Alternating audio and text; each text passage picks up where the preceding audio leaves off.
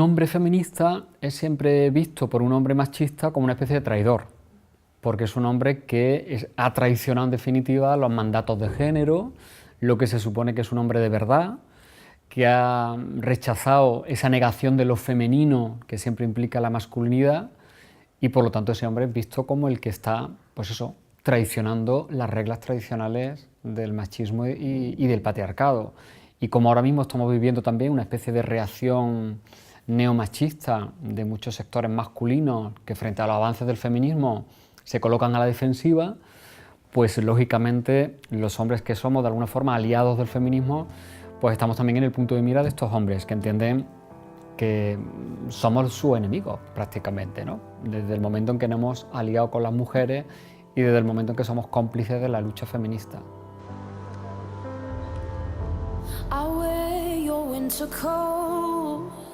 A Octavio Salazar y a su condición de hombre le acompaña siempre el adjetivo feminista. Para este catedrático de Derecho Constitucional de la Universidad de Córdoba, la defensa de unos derechos que no distingan entre géneros guía su vida pública y privada.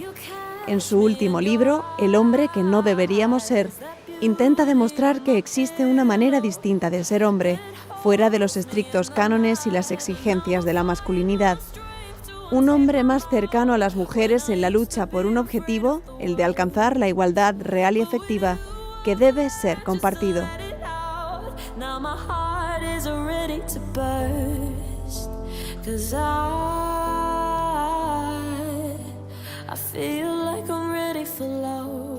Yo empiezo a interesarme por el mundo del feminismo, y me gusta siempre subrayarlo así, pues yo creo que en gran medida gracias a las mujeres que han ido pasando por mi vida y con las que he compartido mi vida. Muchas de esas mujeres que ni siquiera eran feministas de manera consciente o que se definían a sí mismas como feministas,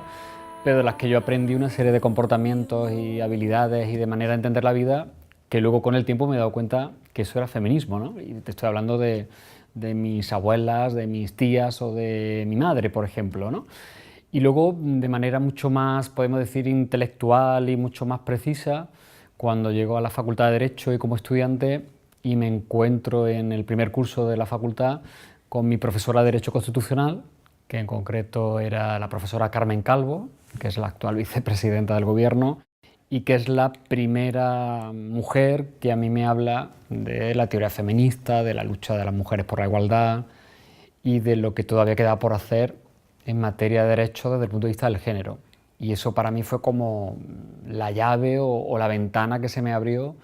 para darme cuenta de lo mucho que había que trabajar en ese tema y de la parte también de responsabilidad que yo tenía como hombre en esa lucha. Bueno, pues yo esa lucha la he entendido en un doble proceso, podemos decir, paralelo. Es decir, por una parte ha estado mi trabajo como docente y como investigador, es decir, yo he tenido muy claro en los últimos años, sobre todo,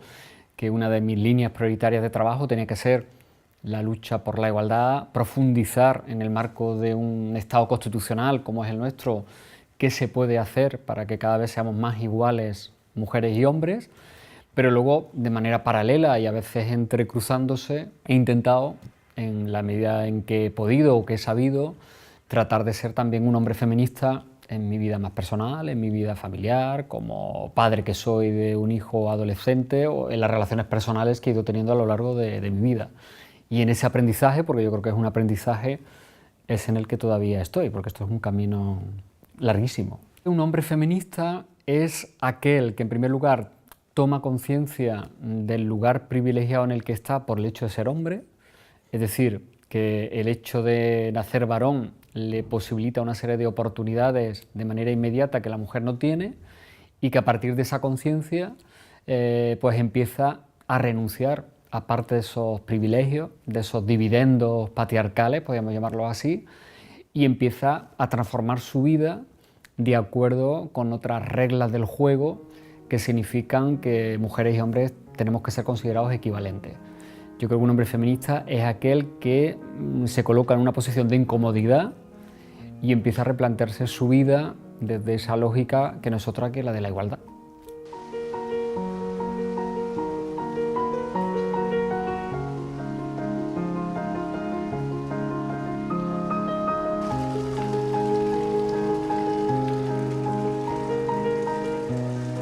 Mi último libro el hombre que no deberíamos ser se planteaba, pues yo creo que fundamentalmente dos objetivos. Primero, dejar claro que el feminismo no tiene como enemigo a los hombres, sino que el enemigo del feminismo es el patriarcado y una estructura de poder y un orden cultural donde efectivamente el dominio recae en nosotros y la subordinación recae en las mujeres. Y por otra parte tenía el objetivo de alguna forma interpelar a los hombres, ponerlos delante del espejo y hacernos ver que nosotros tenemos también una responsabilidad especial en que esto cambie. Y por eso me parecía muy importante que los hombres que de alguna forma yo creo que están como muy desubicados en el momento actual ante ese cambio de las mujeres, pues yo creo que el objetivo, uno de los objetivos del libro era dar una serie de claves a esos hombres para que se resituaran en este nuevo tablero. Lo que no deberíamos ser tiene que ver pues justamente con esa renuncia de privilegios, con esa renuncia a muchas complicidades que los hombres seguimos teniendo con el machismo. Muchas veces los hombres somos cómplices con el machismo, como yo digo, por omisión, es decir, porque no somos críticos con los comportamientos machistas que vemos en nosotros mismos o en nuestro entorno. Y luego a partir de ahí, pues lo que yo entiendo que es una auténtica revolución personal, porque ser un hombre feminista implica darle la vuelta a cómo hemos entendido la gestión del tiempo, la gestión de las responsabilidades, cuál es nuestro papel en la familia, en el hogar, en lo doméstico, en los cuidados, no tener que estar siempre volcados en lo público, sino también saber que lo privado forma parte de nuestra realización personal y que es también parte de nuestro éxito personal. Por lo tanto, es casi darle la vuelta a esos esquemas que desde pequeñito nos han dicho, ¿no? Ser un hombre de verdad significa ser un machote, un proveedor, triunfar en lo público, ser un ligón, ir por la vida fuerte, ir por la vida como un tío capaz de hacer todo lo que le pongan por delante. Eso es a mí me parece que es una losa tremenda, porque nos obliga permanentemente a estar respondiendo a ese modelo. Y además una cosa a mí me parece muy perversa de la masculinidad, nos sentimos obligados a demostrarlo públicamente. Es decir, los hombres tenemos que estar siempre demostrando que somos hombres de verdad. Y hay cantidad de acciones y de comportamientos de la vida cotidiana donde los hombres nos esforzamos en dejar muy claro ante los demás que estamos respondiendo a ese modelo. Y eso me parece que es una carga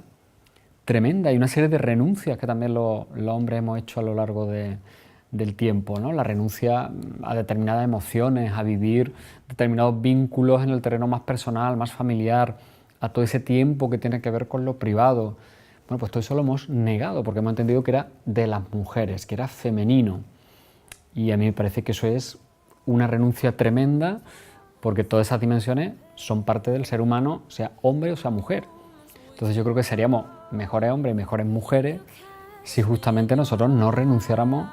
a toda esa parte que tiene que ver con las emociones, con los sentimientos, con la vulnerabilidad.